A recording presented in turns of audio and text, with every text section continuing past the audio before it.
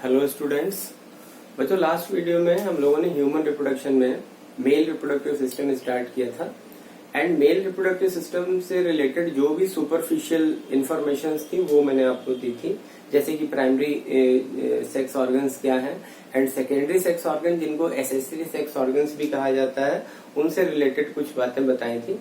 Main जो हम लोगों ने स्टार्ट किया था वो था टेस्टिस एंड टेस्टिस की पोजीशन मैंने आपको बताई थी कि जो टेस्टिस है वो एक्स्ट्रा एब्डोमिनल कैविटी, जिसको स्क्रोटल सैक भी कहा जाता है, वहां पर क्यों लोकेट करता है।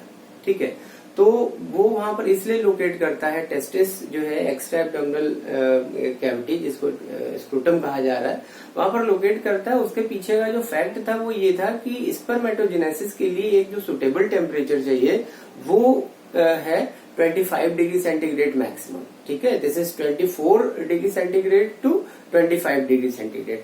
और ये ऑप्टिमम टेम्परेचर अगर एब्डोमिनल कैविटी में ही टेस्टिस को रखा जाए, मैमल्स जो है उनकी एब्डोमिनल कैविटी में ही टेस्टिस को रखा जाए, नेचर ने अगर ऐसा किया होता नेचर ने, तो क्या होता कि स्पर्मेटोजेनेसिस प्रॉपर नहीं हो पाता, स्पर्मेटोजेनेसिस हो नहीं पाता। यूं कह सकते हैं कि टेस्टिस जो है वो फेल हो जाते हैं स्पर्मेटोजेनेसिस में। तो नेचर ने क्या किया कि जो मैमेलियन टेस्टिस हैं उनको एब्डोमिनल कैविटी से बाहर एक्सटेंड करके एक एक्स्ट्रा एब्डोमिनल कैविटी में रखा, और एक्स्ट्रा एब्डोमिनल कैविटी जो है वो क्या है, स्क्रोटम है, और ये कनेक्ट कर रहा है इनग्यूनल कैनाल के साथ। इनग्यूनल कैनाल दोनों तरफ से, एक लेफ्ट और एक राइट की तरफ से आया हुआ है एंड जो स्क्रोटम है उसमें दो पार्ट, ये सारी डिटेल हम लोगों ने पढ़ ली थी। अब क्या आप समझते हैं कि सारे जो मैमल्स हैं वहां पर सभी जितने भी मैमल्स हैं सब में जो टेस्टिस है वो एक्स्ट्रा एब्डोमिनल कैविटी में ही प्लेस किए गए हैं?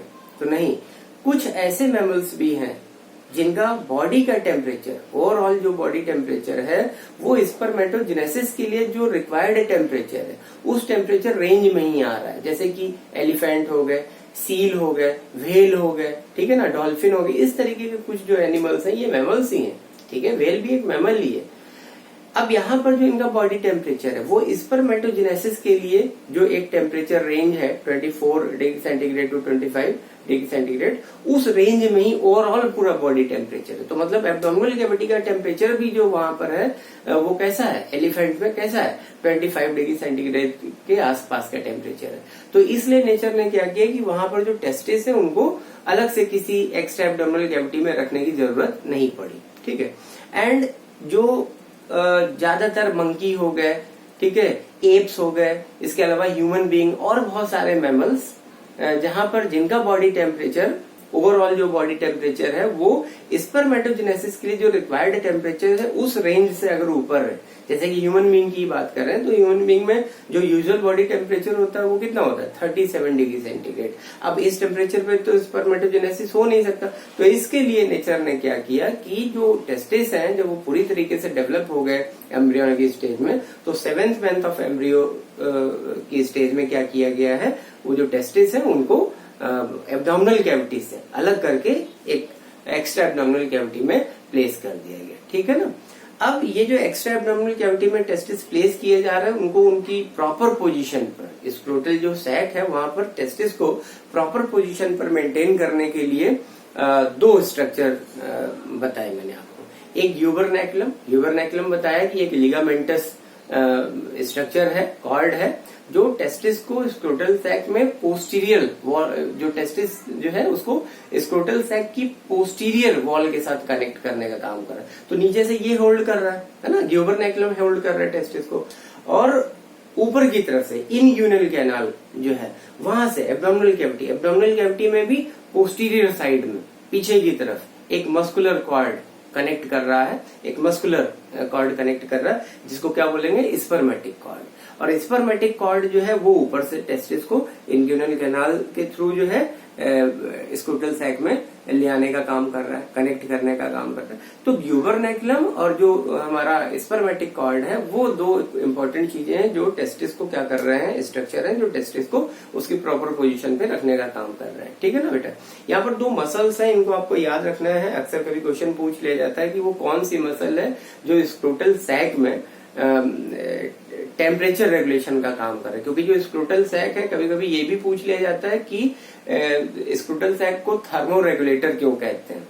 तो थर्मल रेगुलेटरी ऑर्गन है ऑब्वियसली, क्योंकि वहां पर जो स्पर्मेटोजेनेसिस के लिए ऑप्टिमम टेम्परेचर है वो मेंटेन किया जा रहा है। और ये टेम्परेचर मेंटेन करने के लिए जो स्क्रोटल सैक है वहां पर एक खास तरीके की मसल्स हैं जो कि स्मूथ मसल्स हैं, और ये सब क्यूटेनियस पार्ट में प्रेजेंट होती हैं। इनको डार्टस मसल्स कहा जाता है। तो डार्टस मसल्स जो है इनके लगातार कॉन्ट्रैक्शन और रिलैक्सेशन की वजह से जो स्क्रोटल सैक है वहां पर एक टेम्परेचर कॉम्पेटिबिलिटी डेवलप हो पाती है, मतलब जो एक फिक्स टेम्परेचर रेंज है वो डेवलप हो पाता है।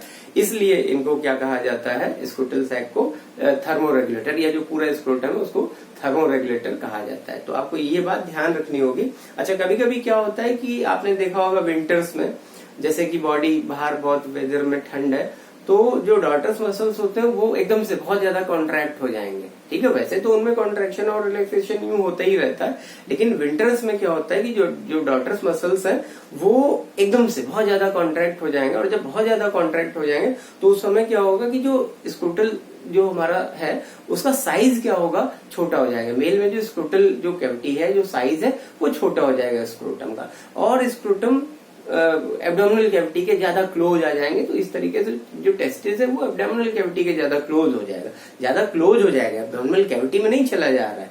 ठीक है, याद रखना है, वो एब्डोमेन के बहुत ज्यादा क्लोज आ जाएगा। तो इस तरीके से क्या होगा कि रेस्ट ऑफ जो बॉडी है वहां से इस जो टेस्टिस है उनको एक सुटेबल टेम्परेचर मिलता रहेगा, सो दैट कि यहाँ पर जो स्पर्मेटोजेनेसिस का प्रोसेस है वो मेंटेन होता रहे। ठीक है ना बच्चों। इसी तरीके से आपसे पूछ लिया जाएगा कि जो स्पर्मेटिक कॉर्ड है वो क्या। तो भाई स्पर्मेटिक कॉर्ड एक मस्कुलर कॉर्ड है, और यहाँ पर जो मसल प्रेजेंट है, इस मसल बहुत इंपॉर्टेंट है, नाम याद रखेंगे, ये एक स्ट्रिप्टेड मसल है। ठीक है, डार्टस मसल जो है वो देखिए स्क्रोटल सैक में है। ठीक है, वो अलग केस हो गया, वो आपका स्मूथ मसल है। लेकिन जो स्पर्मेटिक कॉर्ड है वहां पर जो मसल है, जैसे ये स्पर्मेटिक कॉर्ड है, तो स्पर्मेटिक कॉर्ड ने ये क्या किया, ये देखिए ये क्या किया, टेस्टिस को यूं होल्ड किया। ये टेस्टिस है, इसको ऐसे होल्ड करके इंग्यूनल कैनाल से शिफ्ट करके ला रहा है, कहां पर, स्क्रोटल सैक में। और यहाँ साइड बाय साइड क्या प्रेजेंट है, यही मसल्स प्रेजेंट है स्पर्मेटिक कॉर्ड में, मसल्स प्रेजेंट है। इन मसल्स को बोला जाता है क्रीमास्टर मसल। ठीक है ना। और ये स्मूथ मसल नहीं है, बल्कि ये कैसे मसल है, ये स्ट्रिप्टेड मसल्स है, स्ट्रिप्टेड मसल्स है, वॉलंटरी मसल्स है, याद रखना है। और ये मसल्स कनेक्ट कहां पर कर रहे हैं, तो एब्डोमेन में इंग्यूनल कैनाल से।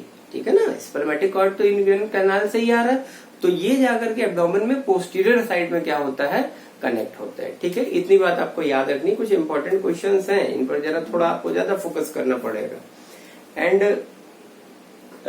इन सारी बातों को पिछले वीडियो में भी मैंने डिस्कस किया था, आज एक रीकैप किया है। एंड अब बढ़ते हैं टेस्टिस के ओवरऑल स्ट्रक्चर में। तो जो बेटा टेस्टिस है ह्यूमन में, आपको याद रखना है कि टेस्टिस का अगर साइज की बात करो, लोकेशन तो मैंने आपको बताई थी, लोकेशन में अब कुछ नहीं बचा, सारी डिटेल्स बता दी। अगर टेस्टिस के साइज की बात करते हैं तो जो टेस्टिस का साइज है उसमें दो चीजें देखनी है, एक हो गया लेंथ एंड वेथ। तो लेंथ जो होती है टेस्टिस की वो करीब करीब 4 सेंटीमीटर से लेकर के एंड 5 सेंटीमीटर, 4 to 5 सेंटीमीटर। ये एनसीईआरटी के पॉइंट है। देखिए एग्जाम में एनसीईआरटी के पॉइंट ही सबसे ज्यादा इंपॉर्टेंट है। अगर आप एनसीईआरटी को एकदम डिटेल में लाइन टू लाइन पूरा तैयार कर लोगे तो फिर आपका कोई भी एग्जाम निकल जाएगा जिसमें बायो से रिलेटेड कुछ भी आ रहा है। तो 4 सेंटीमीटर to 5 सेंटीमीटर ये एक इसकी लेंथ होती है। वेट क्या है, तो वो हो गया आपका 2 सेंटीमीटर to 3 सेंटीमीटर, और करीब करीब 10 to 15 ग्राम जो है इसका क्या होता है, वेट होता है टेस्टिस का। लोकेशन आपको क्लियर है।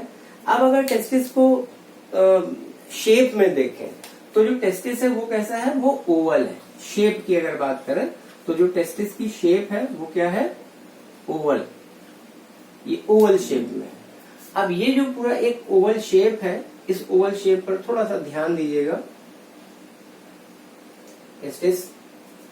टेस्टिस पर कुछ कवरिंग्स होते हैं, तो बाहर जो टेस्टिस पर ये पूरी कवरिंग है, इसी कवरिंग को क्या बोला जाता है, कैप्सूल ऑफ द टेस्टिस। ये जो पूरी कवरिंग है इसको कैप्सूल ऑफ द टेस्टिस बोलते हैं। और ये जो कैप्सूल है ये मेन एक tough circular tough fibrous muscles का बना होता है, सर्कुलर नहीं fibrous muscles. Tough fibrous muscles का बना होता है। और ये फाइबर्स कैसे हैं, ये व्हाइट फाइबर्स हैं। तो व्हाइट फाइबर्स क्या कनेक्टिव टिश्यू हो गए ना। तो यहाँ पर आपको याद रखना है व्हाइट फाइबरस कनेक्टिव टिश्यू की ये एक टफ यहाँ पर कैप्सूल होती है। और ये जो टफ लेयर है, इसी लेयर को क्या बोलते हैं, इसको बोलते हैं ट्यूनिका एल्ब्यूजिनी। ट्यूनिका एल्ब्यूजिनी। और ट्यूनिका एल्ब्यूजिनी यही मेन एग्जैक्टली अगर देखा जाए तो टेस्टिस की लेयर है, लेकिन इसके ऊपर लगभग टेस्टिस का आधा पूरा का पूरा पोर्शन, आधा पोर्शन टेस्टिस का करीब करीब, यूं कह सकते हो कि अगर टेस्टिस को अगर एक इस तरीके से पार्टीशन अगर बना करके देखा जाए तो टेस्टिस का करीब करीब ये जो पीछे का पोर्शन है ये हो गया टेस्टिस का डॉर्सल पार्ट या पोस्टीरियर पार्ट, और इधर वाला जो पार्ट है ये टेस्टिस का एंटीरियर पार्ट हो गया, जिसको आप वेंट्रल पार्ट भी कह सकते हैं। ठीक है, तो लगभग ये पूरा वेंट्रल पार्ट जो है, इस पूरे वेंट्रल पार्ट पर ट्यूनिका जो हमारी एल्ब्यूजिनी है उसके ऊपर भी एक लेयर प्रेजेंट होती है। तो ये जो लेयर है जो ऊपर ट्यूनिका एल्ब्यूजिनी के ऊपर प्रेजेंट है, पूरे जो ventral part of the testis है उसको कवर कर रही है। तो इस लेयर को क्या नाम दिया जाएगा, ये लेयर हो गई आपकी tunica vaginalis. This is known as the tunica vaginalis. अब ट्यूनिका वेजिनैलिस क्या है, इसके लिए तो मैंने बताया ये व्हाइट फाइबर्स कनेक्टिव टिश्यू की बनी हुई एक पूरी टफ लेयर है। This is the tough layer. और जो ट्यूनिका वेजिनैलिस है तो ये आपकी विसरल पेरिटोनियम। ठीक है, याद रखेंगे दिस इज विसरल पेरिटोनियम। जो विसरल ऑर्गन्स होते हैं, इंटरनल ऑर्गन्स, उनके ऊपर जो एक मेम्ब्रेन है, ठीक है, एक कवरिंग, उस कवरिंग को क्या बोला जाता है, विसरल पेरिटोनियम।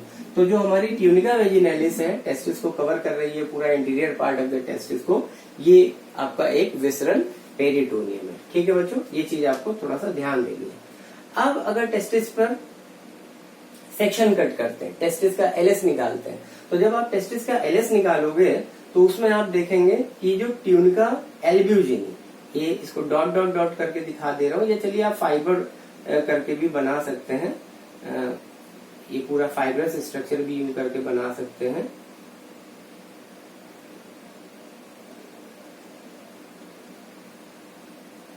ट्यूनिका एल्ब्यूजिनी के लिए इस तरीके से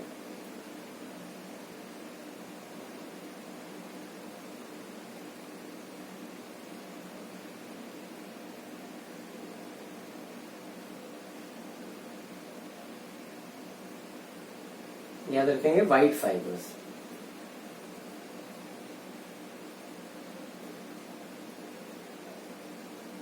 व्हाइट फाइबर्स लेयर। तो ये जो व्हाइट फाइबर्स है ये अंदर की तरफ इन्वेजिनेट हो रहा है। लॉन्गिट्यूडिनल सेक्शन में एकदम साफ साफ दिखाई देगा कि ये अंदर की तरफ इन्वेजिनेशन प्रेजेंट है। अब ये जब अंदर की तरफ इन्वेजिनेट हो रहा है तो इन्वेजिनेट हो करके ये कुछ इस तरीके से टेस्टिस के लगभग अच्छे खासे पोर्शन को कवर करेंगे इंटरनली। और जब इस तरीके से ये टेस्टिस को कवर करेंगे अंदर से, तो पूरे टेस्टिस में कुछ पिरामिडल फॉर्म में चेम्बर डेवलप होते हुए दिखाई देंगे। तो ये जो पिरामिडल फॉर्म में यहाँ पर चेम्बर डेवलप होते हुए दिखाई दे रहे हैं टेस्टिस में, इन चेम्बर्स को नाम दिया जाएगा टेस्टिक्यूलर लोब्यूल्स। अब ध्यान रखना है कि ये जो अंदर जो ये पार्टीशंस आप देख रहे हो, जो ये सारे सेप्टम यहाँ पर डेवलप हो रहे हैं, ये एक्चुअली क्या है, ये ट्यूनिका एल्ब्यूजिनी का इंटरनल अंदर की तरफ जो टेस्टिस है, टेस्टिस के अंदर की तरफ इन्वेजिनेशन है। तो ये भी क्या है, ये भी व्हाइट फाइब्रस जो कनेक्टिव टिश्यू है उसका बना हुआ पूरा पार्टीशन है। ठीक है बेटा, इन चीजों को थोड़ा सा ध्यान से समझ के चलिए। बिल्कुल बुकिस्ट नहीं है, बिल्कुल आसानी से चीजें समझ में आने वाली हैं। लैंग्वेज भी मैंने वही रखी है जो इजीली आपको समझ में आ जाए। तो आप देखेंगे कि यहाँ पर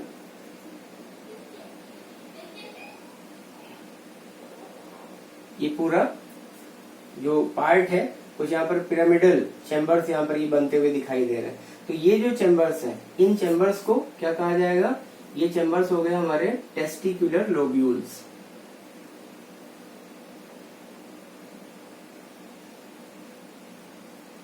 टेस्टिकुलर लोब्यूल्स है, और टेस्टिकुलर लोब्यूल्स, हर एक टेस्टिकुलर लोब्यूल को एक दूसरे से सेपरेट करने के लिए ये जो हमारा एल्ब्यूजिनी, जो टीम का एल्ब्यूजिनी है व्हाइट फाइब्रस, तो ये जो व्हाइट फाइब्रस, ये पार्टीशन यहाँ पर प्रेजेंट है, व्हाइट फाइब्रस कनेक्टिव टिश्यू के ही बने हुए पार्टीशन। तो इन पार्टीशन को ही क्या कहा जाएगा, ये हो जाएंगे आपके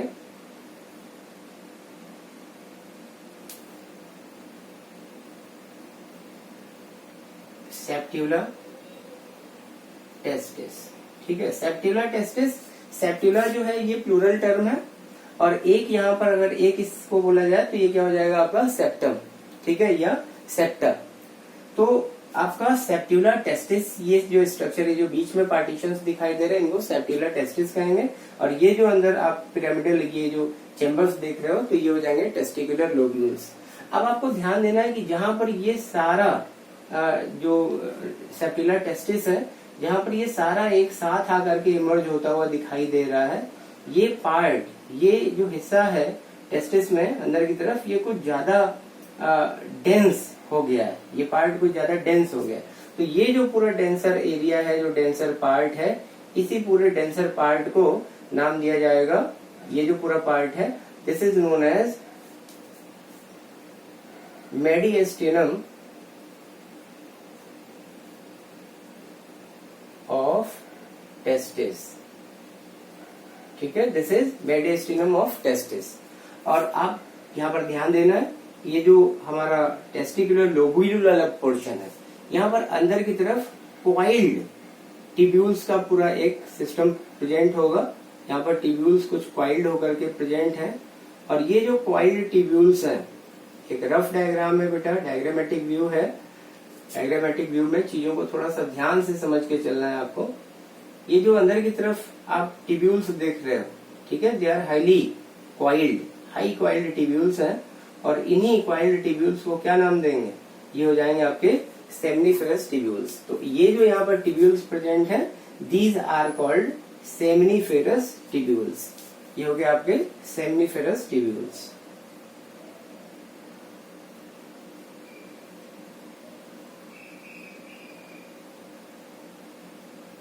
अब सेमनीफेरस टिब्यूल्स का फंक्शन क्या है, तो सेमनीफेरस टिब्यूल्स का फंक्शन ये है कि यहीं पर इन्हीं टिब्यूल्स में स्पर्मेटोजेनेसिस होता है, मतलब जो मेन स्पर्म का फॉर्मेशन है वो इन्हीं टिब्यूल्स के अंदर होता है। अभी इन टिब्यूल्स का हम लोग स्ट्रक्चर देखते हैं, लेकिन उससे पहले सारी डिटेल पहले यहाँ पर समझ लेते हैं। ये जो टिब्यूल्स है एक ब्लाइंड सैक की तरीके से होती है। खास बात ये है कि ये जो हमारा टेस्टिकुलर लोब्यूल है, इसमें जहाँ से ये जो बहुत बाहर जो वेंट्रल पार्ट है, तो वेंट्रल जितना ये लोकेटेड होंगी, वेंट्रली टेस्टिस में ये जितना वेंट्रली लोकेटेड होंगी लोब्यूल्स में, ये जो हमारे सेमनीफेरस टिब्यूल्स हैं, ये उतना ही ज्यादा क्वाइल होंगे। लेकिन जैसे जैसे ये मेडिएस्टिनम टेस्टिस की तरफ बढ़ते हैं, ठीक है, ये जो हमारे जो टिब्यूल्स हैं, जैसे कि ये बाहर की तरफ है तो ये बहुत क्वाइल है, वेंट्रल पोर्शन में बहुत क्वाइल है। लेकिन जैसे जैसे ये मेडिएस्टिनम टेस्टिस की तरफ बढ़ रहा है, तो इनकी क्वाइलिंग क्या हो जा रही है, कम होती जा रही है, और अल्टीमेटली यहाँ तक आते आते ये क्वाइलिंग बिल्कुल खत्म हो जाएगी, बिल्कुल ये एकदम सीधे हो जाएंगे, इन पे अब कोई क्वाइलिंग नहीं रहेगी। और इस तरीके से ये नंबर ऑफ द जो ये टिब्यूल्स हैं, आप देख रहे हो सेमनीफेरस टिब्यूल, जैसे एक ये दिखाई है, एक ये दिखाई, इस तरीके से ये सारे टिब्यूल्स आकर के एक साथ आकर के यहाँ पर मिलेंगे। जो मेडिएस्टिनम वाला पोर्शन है, यहीं पर आकर के ये सारे टिब्यूल्स एक दूसरे के साथ मिलेंगे यहाँ पर, और मिलने के बाद ये पूरे पोर्शन में, ये जो पीछे वाला पार्ट है, इस पूरे पीछे वाले पार्ट में कुछ इस टाइप से नेटवर्क लाइक जो है यहाँ पर अपीयरेंस आएगी, नेटवर्क लाइक यहाँ पर स्ट्रक्चर डेवलप होगा।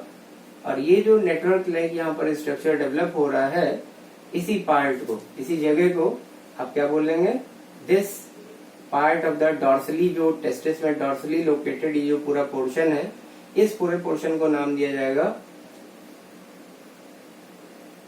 Rated testis.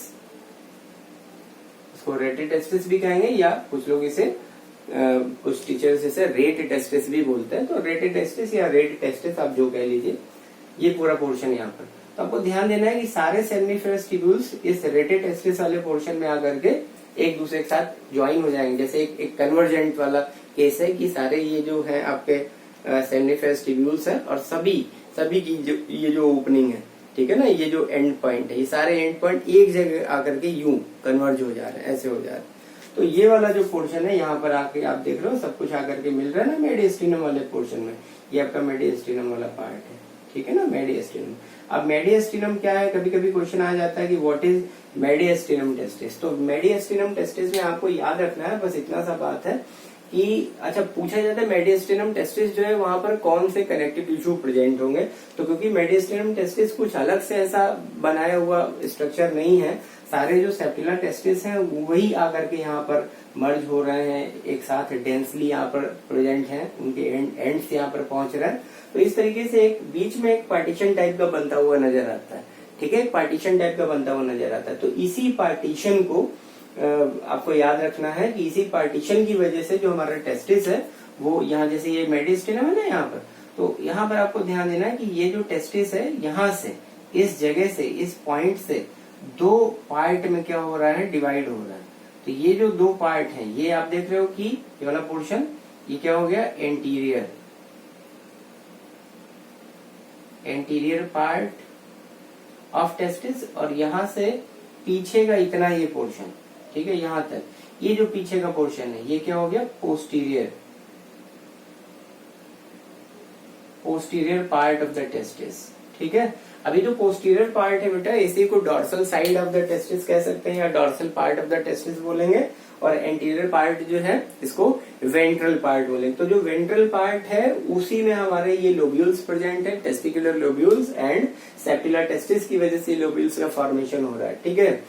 एंड जो मेडिस्टिनम है उसके पीछे का जो पूरा पोर्शन है वो नेटवर्क लाइक कुछ ऐसे ट्यूब्यूल्स का एक डेंस नेटवर्क टाइप का यहाँ पर दिखाई देता है। तो ये हो गया आपका रेटेड टेस्टिस, ठीक है।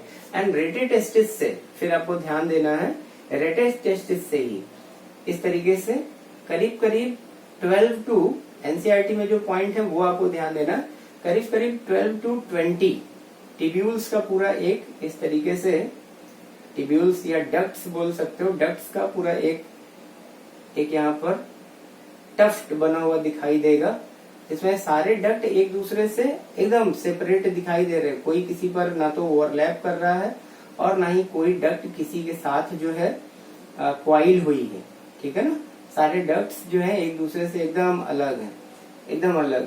तो ये जो डक्ट्स का यहाँ पर आप देख रहे हो, एक जो एमर्ज होते हुए जो डक्ट यहाँ से बाहर रिलीज होते हुए दिखाई दे रहे हैं, इनकी काउंटिंग क्या है, तो इनकी काउंटिंग करीब 12 से लेकर के, है ना, ये जो यहाँ पर डक्ट्स दिख रहे हैं सीधे सीधे, ये 12 टू 20 होंगे, ठीक है। और ये सारे डक्ट्स आकर के जिस क्वाइल्ड डक्ट में आकर के ये सब खुल रहे हैं, ठीक है ना, वो क्वाइल्ड डक्ट पूरे टेस्टिस को इस तरह से बाहर की तरफ से डॉर्सल, जो पूरा डॉर्सल पोर्शन है, डॉर्सल पोर्शन पूरा कवर करता हुआ और करीब उस जगह तक पहुंच रहा है, करीब उस पूरे जगह तक पहुंच रहा है जहां पर हमारा जो ट्यूनिका वेजिनैलिस है, ट्यूनिका वेजिनैलिस ने की एंडिंग जहां तक है, यूं कह सकते हो कि जहां तक ट्यूनिका वेजिनैलिस ने उसको कवर किया, उस पूरे पोर्शन में इस तरीके से ये फैला हुआ है ना, यहाँ नीचे से लेकर के डॉर्सल साइड से, डॉर्सल को पूरा कवर करते हुए, और बहुत थोड़ा सा लिटिल बिट एकदम जो है उसने वेंट्रल साइड को थोड़ा सा कवर किया हुआ है, ठीक है। तो ये जो पूरा स्ट्रक्चर आप देख रहे हैं, दिस इज, जिसको डॉट डॉट डॉट करके यहाँ पर दिखाया हुआ है, तो ये हो गया आपका इपिडिडाइमिस। तो इपिडिडाइमिस याद रखना है कि वो एसेसरी में काउंट किया जा रहा है, इपिडिडाइमिस कोई टेस्टिस का पार्ट नहीं है। इपिडिडाइमिस वो हिस्सा है जहां से रेटेड टेस्टिस से कुछ ट्यूब्स, कुछ डक्ट्स रिलीज होकर के ओपन हो रही हैं, ठीक है, कुछ डक्ट्स यहाँ से निकली, और या कह सकते हो कि रेटेड टेस्टिस से ये डक्ट एराइज हुई, ठीक है। तो ये जो डक्ट्स हैं, इन्हीं डक्ट्स को नाम क्या देंगे, ये डक्ट्स है आपके, इनको बोला जाएगा वासा एफ्रेंसिया, है ना, वासा एफ्रेंसिया प्लूरल टर्म है। और अगर वासा एफ्रेंस बोलते हैं तो एक जो यहाँ पर एक सिंगल ट्यूब है, इस सिंगल ट्यूब के लिए, डक्ट के लिए वासा एफ्रेंस बोलेंगे, और ये बहुत सारे तो सबके लिए वासा एफ्रेंसिया। तो ये वासा एफ्रेंसिया क्या कर रहे हैं, देखिए अब जो हमारे सेमनीफेरस ट्यूब्यूल है, स्पर्म का फॉर्मेशन कहाँ पर हो रहा है, सेमनीफेरस ट्यूब्यूल में, वो स्पर्म सेमनीफेरस ट्यूब्यूल में जब ठीक ठाक अच्छी तरीके से बन गया और एक सफिशिएंट मैच्योरिटी उन्होंने गेन कर ली, तो रेटेटेस्टिस से पास कराए गए स्पर्म रेटेटेस्टिस में पहुंचाए गए, और रेटेटेस्टिस से वो स्पर्म जो है इन डक्ट से होते हुए, ये जो एफरेंशिया डक्ट है, इन डक्ट से होते हुए देखिए कहाँ पर रिलीज हो रहा है, ये रिलीज हो रहे हैं, ये एरो बना करके दिखा रहे हैं, बात क्लियर हो रही होगी कि ये स्पर्म को ये रिलीज किया जा रहा है, ठीक है ना। रिलीज का मतलब स्टोर किया जा रहा है, यहाँ से रेटेटेस्टिस टेस्टिस से बल्कि कह सकते हैं कि बाहर निकाला जा रहा है, और बाहर निकाल करके उनको प्राइमरली जिस जगह पर टेम्पररी क्या किया जाता है, सबसे पहले टेम्पररी जहाँ पर टेस्टिस के बाहर जहाँ पर स्पर्म को स्टोर किया जा रहा है, तो वो स्टोरेज एरिया, वो जो स्टोरेज जगह है उसी को क्या बोलेंगे, उसको बोलेंगे इपिडिडाइमिस, ठीक है ना। तो ये आपको ध्यान रखना है, दिस इज इपिडिडाइमिस। तो इपिडिडाइमिस जो है वो टेस्टिस का पार्ट नहीं है, ये एसेसरी या सेकेंडरी रिप्रोडक्टिव स्ट्रक्चर में काउंट किया जा रहा है, ठीक है ना। जो हमारे टेस्टिस का पार्ट है वहां तक जो पूरा स्ट्रक्चर है वो वासा एफरेंशिया तक। ये देखिए इपिडिडाइमिस को राउंड अप हमने कर दिया, यहाँ पर राउंड कर दिया, ये टेस्टिस का पार्ट नहीं है, बाकी जितनी भी चीजें यहाँ पर लिखी हुई है या जो भी हमने बताया वो सारा आपका टेस्टिस का पार्ट है, आपको ध्यान रखना है। तो वासा एफरेंशिया रेटेटेस्टिस से एराइज होकर के और खुलते हैं, ओपन होते हैं, कहाँ पर ओपन होते हैं हमारे एपिडिडाइमिस में। और जो एपिडिडाइमिस है उसमें 3 पार्ट है, ठीक है। जैसे कि हम एक इंसानों की बात करें, 3 पार्ट है, ठीक है। कैसे, हेड हो गया, उसके बाद फिर मेन बॉडी हो गई, ठीक है, और मेन बॉडी के बाद कॉर्डल जोन, कॉर्डल का मतलब एकदम पिछला हिस्सा, ठीक है। तो इसी तरीके से जो एपिडिडाइमिस होता है उसमें भी हेड, मेन बॉडी एंड जो उसका कॉर्डल टेल वाला पार्ट है। तो जो वासा एफरेंशिया है वो खुलते हैं, ओपन कहाँ पर होते हैं आकर के, तो ये एपिडिडाइमिस में जिस जगह पर ओपन होते हैं वो एक्चुअली एपिडिडाइमिस का हेड पार्ट होता है, इसको कैपेट बोलते हैं, CAPUT। तो कैपेट ऑफ द एपिडिडाइमिस। उसके बाद जो मेन बॉडी है, ये इतना हिस्सा, ये जो हो गया, ये हो गया कैपेट, और कैपेट के बाद ये जो पीछे पूरा हिस्सा हो गया, ये बीच में पूरा part, this is corpus of the epididymis, या कॉर्पस एपिडिडाइमिस भी बोले, कॉर्पस का मतलब बॉडी। और सबसे पीछे आने के बाद ये जो पीछे वाला हिस्सा है, ये पीछे वाला पार्ट, दिस इज, ये हो जाएगा आपका कॉर्डा, ठीक है। कॉर्डा एपिडिडाइमिस या कॉर्डल एपिडिडाइमिस। तो ये टेल पोर्शन है, पिछला हिस्सा है एपिडिडाइमिस का, और इसी पार्ट से एक और डक्ट जो है इस तरीके से इमर्ज होती है, एक और डक्ट यहाँ से बाहर आती है। ये डक्ट को थोड़ा ध्यान दीजिए, ऐसा डॉट डॉट डॉट कर दिया है इस डक्ट को। यही डक्ट यू नीचे से ऐसे आएगी, लंबी सी डक्ट है, ऐसे आएगी, और ये फिर ऊपर की तरफ जाएगी, ठीक है। और ऊपर की तरफ जाकर के जो हमारी एसेसरी एक ग्लैंड है जिसको सेमिनल वेस्किल बोलते हैं, तो सेमिनल वेस्किल के साथ ही जाकर के कनेक्ट हो रही है, ठीक है ना।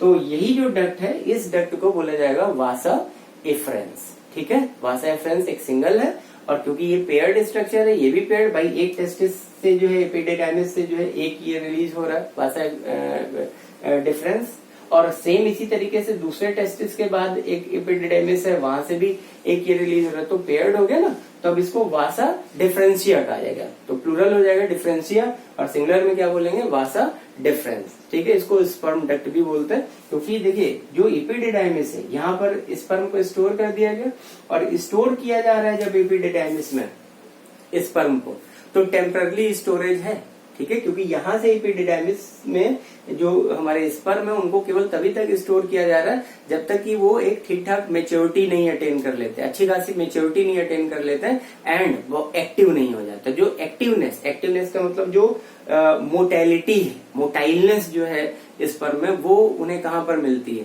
तो वो उन्हें मिलती है यहाँ पर एपिडिडाइमिस में। जो सेकेंड नरिशमेंट है वो भी एपिडिडाइमिस में मिलता है, क्योंकि एपिडिडाइमिस जो है एक फ्लूइड का भी सेक्रेशन कर रहा है जो स्पर्म्स को क्या कर रहा है, नरिश करने का काम कर रहा है, ठीक है बेटा। ये कुछ पॉइंट है, इनको ध्यान देना है। तो ये जो कॉर्डा पार्ट है एपिडिडाइमिस का, यहीं से एक डक्ट रिलीज होगी, वो क्या हो जाएगा, वासा एफरेंशिया। तो ये सारी डिटेल तो हम लोग नेक्स्ट उसमें पढ़ेंगे। अभी फिलहाल हम लोग टेस्टिस के बारे में डिटेल स्टडी कर रहे हैं। तो टेस्टिस में अब आगे देखते हैं जो सेमिनिफरस ट्यूब्यूल है वो क्या है। सेमिनिफरस ट्यूब्यूल का एक सेक्शन निकालते हैं, एंड उस सेक्शन में ये क्लियर होगा कि कहाँ पर सेमिनिफरस ट्यूब्यूल में स्पर्मेटोजेनेसिस होता है, ठीक है। थोड़ा सा ध्यान दीजिएगा चीजों पर। अब सेमिनिफेरस ट्यूब्यूल का एक सेक्शन कट करते हैं, सेक्शन कट करते देखते हैं यहां से। देखिए सेमिनिफेरस ट्यूब्यूल का एक टीएस निकाला, सपोज सेमिनिफेरस ट्यूब्यूल का इस तरीके से, ये एक सेमिनिफेरस ट्यूब्यूल हो गई, suppose 2 seminiferous tubule, 3 seminiferous tubule है, उनको कट कर रहा है। तो 2 आसपास ये सेमिनिफेरस ट्यूब्यूल्स हैं। जो सेमिनिफेरस ट्यूब्यूल है उसकी जो इनर लाइनिंग होगी वही उसकी क्या है, जर्मिनल एपिथेलियम है, वो उसकी जर्मिनल एपिथेलियम है।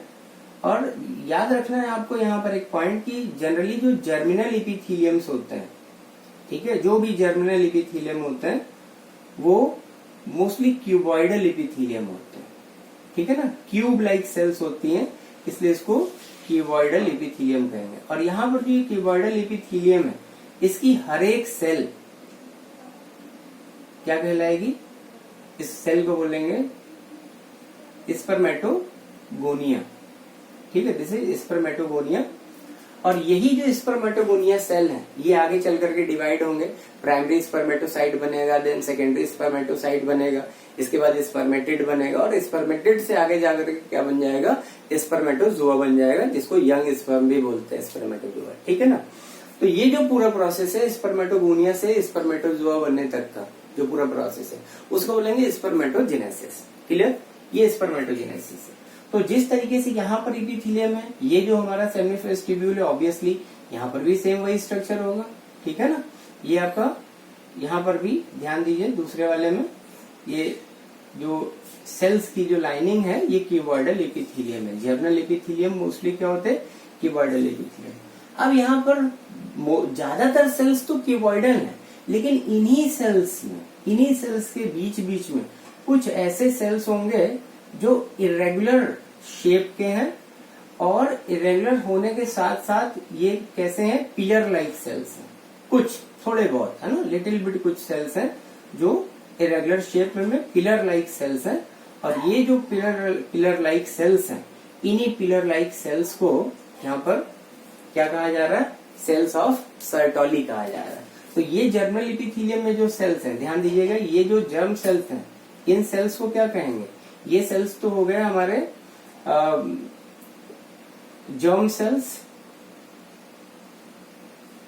Sales of testis. और जो जर्म सेल्स हैं क्योंकि वो स्पर्मेटोजेनेसिस से रिलेटेड है तो इनको नाम देंगे स्पर्मेटोगोनिया, है ना, ये स्पर्मेटोगोनिया हो गया। और यहाँ पर जो ये पिलर लाइक सेल्स हैं, जो लंबे लंबे ये सेल्स आप देख रहे हो, इन सेल्स को क्या बोला जाएगा, इनको बोलेंगे सर्टोली सेल्स, सर्टोली सेल्स या सेल्स ऑफ सर्टोली। इनका एक दूसरा नाम है फंक्शन के पॉइंट ऑफ व्यू से, क्योंकि इनका जो फंक्शन है, नरिश करने का फंक्शन है, इसलिए इन सेल्स को नर्स सेल्स भी कहा जाएगा। इनका जो सेकेंड नेम है नर्स सेल्स भी बोला जाएगा, इसके अलावा इनको सब टेंटिकुलर सेल्स भी कहा जाएगा, ठीक है। ये सेल्स का खास फंक्शन क्या है, सर्टोली सेल्स का, नर्स सेल्स है।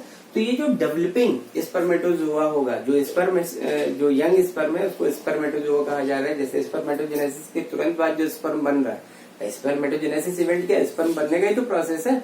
तो जो अभी तुरंत स्पर्म बना वो ऐसा तो है नहीं कि एकदम से मेच्योर हो गया और जा करके वो इंसेमिनेशन में पार्टिसिपेट करने लगे, ऐसा नहीं। वो बहुत यंग स्पर्म है, अभी उसको मेच्योर होना है।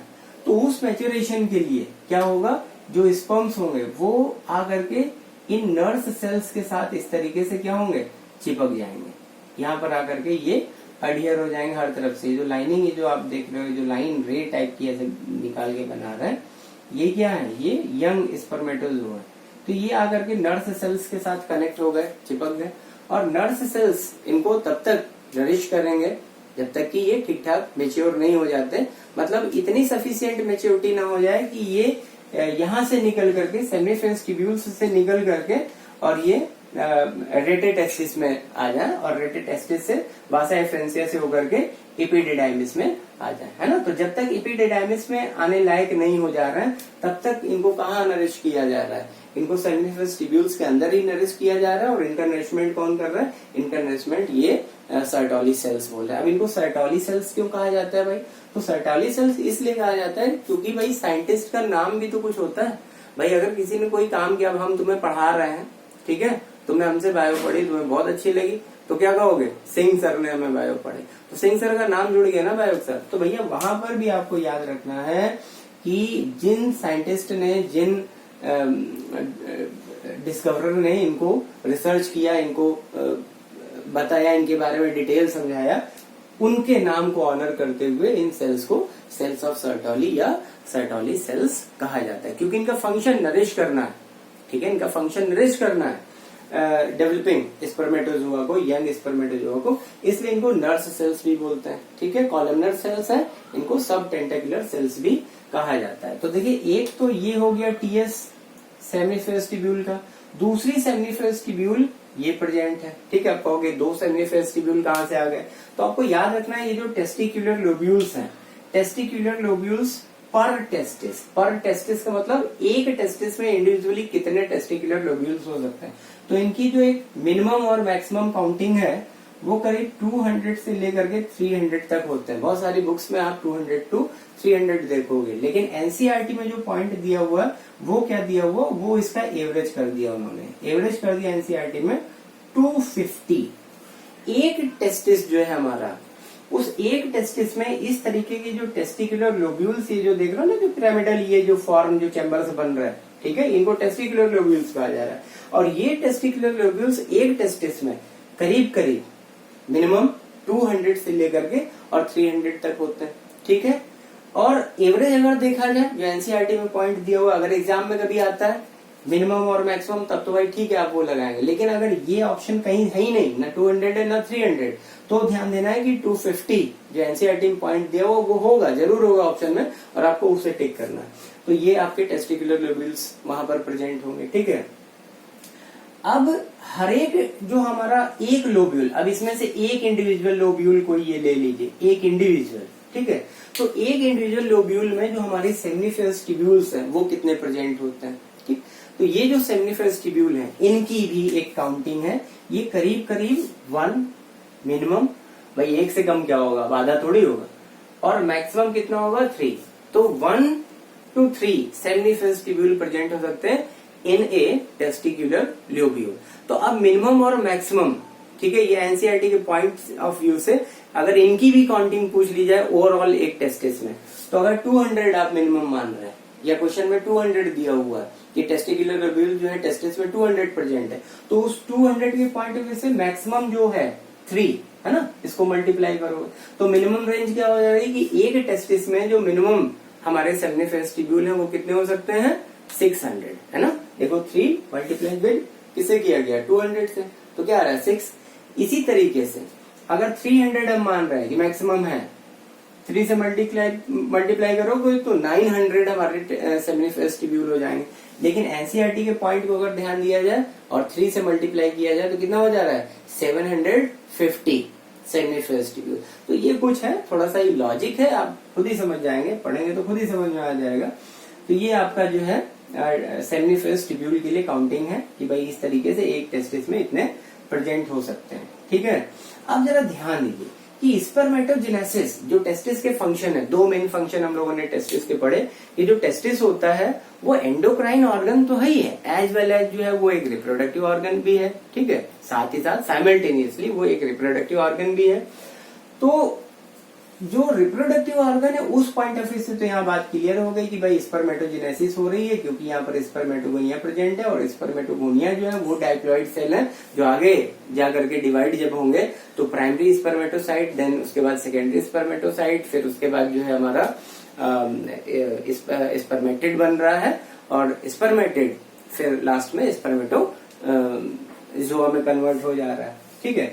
तो ये पूरा स्पर्मेटोजेनेसिस तो समझ में आ गया, लेकिन अभी एक बात क्लियर नहीं हुई कि जो मेल सेक्स हार्मोन, अगर हम एंडोक्राइन पॉइंट ऑफ व्यू से देखेंगे, जो टेस्टिस है वो एंडोक्राइन नेचर का भी है, तो जो मेल सेक्स हार्मोन है जिनको एंड्रोजन्स कहा जाता है, उसमें मेन जो हार्मोन है टेस्टोस्टेरोन, उसका क्या, वो कहाँ रिलीज हो रहा है। तो टेस्टोस्टेरोन को रिलीज करने के लिए यहाँ पर कुछ खास तरीके के सेल्स होते हैं जिनको बोला जाता है सेल्स ऑफ लाइडिंग, ठीक है। अब वो सेल्स ऑफ लाइडिंग कहाँ पर प्रेजेंट होते हैं, तो जरा ध्यान दीजिए, सेल्स ऑफ लाइडिंग का जो दूसरा नाम है, second name of the cells of Leydig, that is interstitial cells. जो टेस्टिस है, टेस्टिस की इंटरस्टिशियल सेल्स इनको कहा जाता है। और इंटरस्टिशियल का मतलब क्या होता है? तो इंटरस्टिशियल का मतलब होता है इंटरसेल्यूलर, मतलब बीच में, ठीक है ना। जैसे कि इन बिटवीन कह सकते हो। जैसे मान लो कि ये एक सेमिनस वेस्टिब्यूल है, ये है, तो इसके बीच में यहाँ जो स्पेस जनरेट हो रहा है ना, यहाँ पर देखिए डायग्राम में, ये एक सेमिनस वेस्टिब्यूल, एक ये हो गया। अब बीच में ये जो स्पेस जनरेट हो रहा है, ये जो बीच में स्पेस है, इसी स्पेस में यहाँ पर ये जो सेल्स हैं, ब्लैक ब्लैक से डॉट डॉट से हमने आपको यहाँ पर मार्क करके दिखाया। तो ये जो सेल्स हैं, यही सेल्स क्या है? ये हो गया हमारे sales of लाइडिक,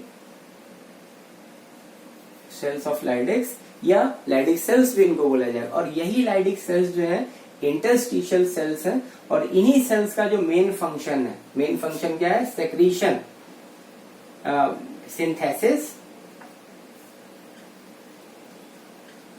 synthesis and secretion